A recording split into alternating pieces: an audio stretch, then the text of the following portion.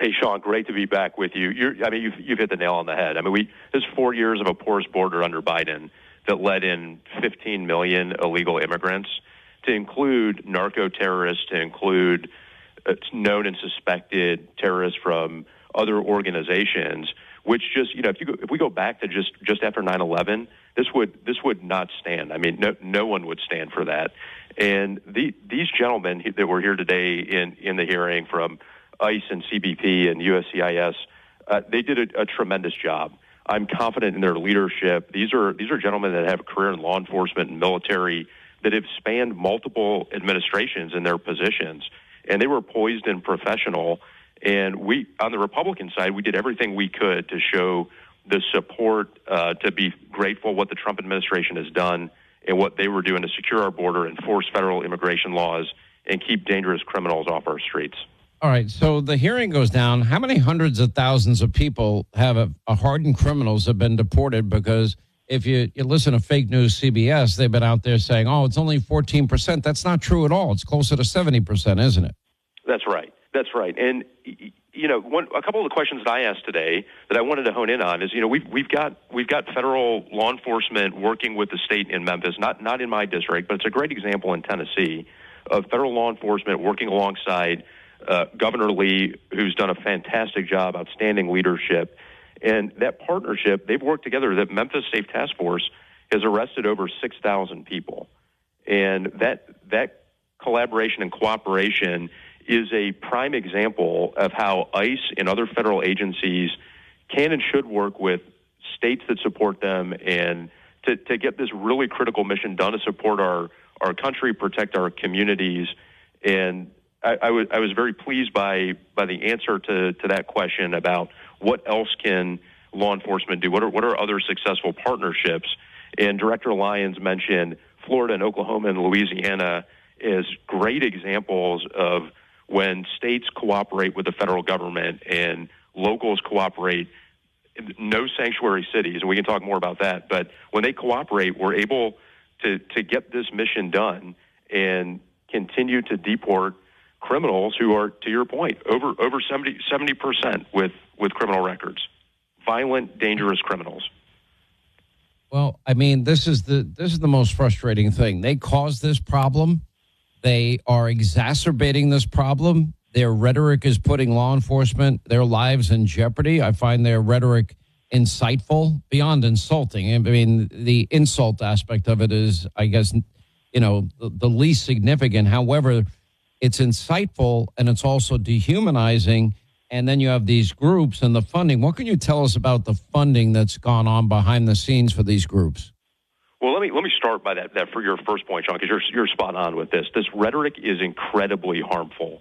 I saw that in the committee hearing today from the Democrats, who time and time again are using incredibly incendiary language that puts our law enforcement at risk. And then you've got McIver from New Jersey, who asked Director Lyons how Judgment Day will work for him and if he was going to hell. Just absolutely absurd and ridiculous questions that were quite frankly very offensive. And it was basically, going after and mocking religion in her questions. Those are the kind of things we cannot stand for. We have to. Well, let me play it so people understand. LaMonica McIver asking Todd Lyons if he thinks he's going to hell. This is how insane the left is. Let me ask you some questions that you may be able to answer. Mr. Lyons, do you consider yourself a religious man? Yes, ma'am. Oh, yes. Okay, well, how do you think Judgment Day will work for you with so much blood on your hands? I'm not going to entertain that question. Oh, okay, of course not. Do you think you're going to hell, Mr. Lyons? I'm not going to entertain. Of course not. How many government... The gentlelady will suspend. The gentlelady will suspend. I don't even know how to deal with that. It is so beyond insulting, so arrogant and so absolutely ignorant of what it is that these ICE officers have to put up with every day and the risk that they take every day. And they want to go home to their families, too, for the record. Absolutely. And Sean, that comment was so absurd. And, from somebody, I'm a West Point grad, was an Army combat helicopter pilot, flew Chinooks with the 160th Special Operations Aviation Regiment.